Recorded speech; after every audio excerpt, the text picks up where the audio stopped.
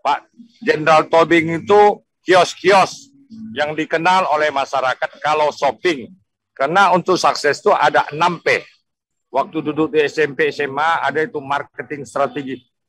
Jadi di dalam doktrin yang dikatakan Pak Tobing dari hasil buku yang bersusah payah dia buat, ternyata buku Pak Tobing ini pada waktu dibuat sebenarnya harus belajar marketing. Maaf Pak Tobingnya. Jangan bilang saya nggak tahu marketing strategi. Anda bilang 7P, kalau saya cukup 3. Satu hari cuma berapa jam. Tidak bisa sesuai dengan undang-undang tenaga kerja. Nggak usah ajarin saya yang begini-beginian. Demi Allah saya bersumpah bahwa saya akan setia kepada Negara Kesatuan Republik Indonesia yang berdasarkan Pancasila dan Undang-Undang Dasar Negara Republik Indonesia tahun 1945. Gas, pol. Sangat banyak. Negara kita nih ibarat mall. Pak Jenderal Tobing itu kios-kios yang dikenal oleh masyarakat kalau shopping. Jalan-jalan shopping, ketemulah buku Pancasila.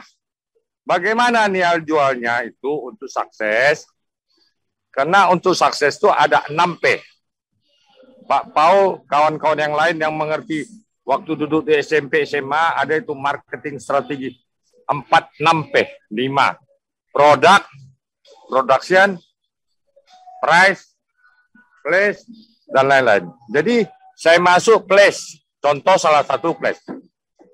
Jadi di dalam doktrin yang dikatakan Pak Tobing dari hasil buku yang bersusah payah dia buat, ternyata buku Pak Tobing ini pada waktu dibuat sebenarnya harus belajar marketing. Maaf Pak Tobingnya. Jangan bilang saya nggak tahu marketing strategi.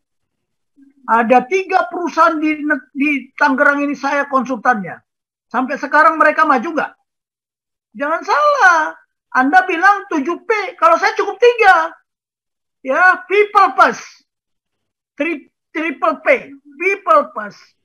Product. And profit.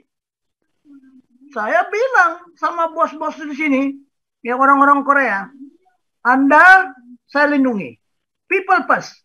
Kalau Anda bikin perusahaan, boleh lihat ke perusahaan itu. Jangan sampai yang masuk di sini tenaga kerja harus dicek dulu kesehatannya. Ya, terus di situ waktu makannya harus tertib. Makanya lihat Korea-Korea itu ada tempat makan. Jangan bilang nggak ngerti. Saya beritahu ya, organisasi di dunia ini ada 3 yang bisa kita akui. Pertama mafia, yang kedua Katolik, yang ketiga militer. Udah, tanya. Karena dia apa? Ada doktrin. Ada ajaran. Ya. Kalau kalian marketing itu apa yang kalian jual? Mulut kalian aja. Jadi kalau jangan dibilang saya nggak ngerti.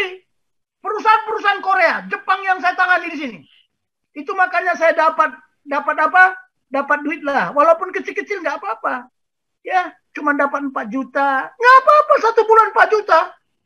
Tapi, coba, ada yang bisa berani ganggu nggak perusahaan itu? Nggak ada yang berani.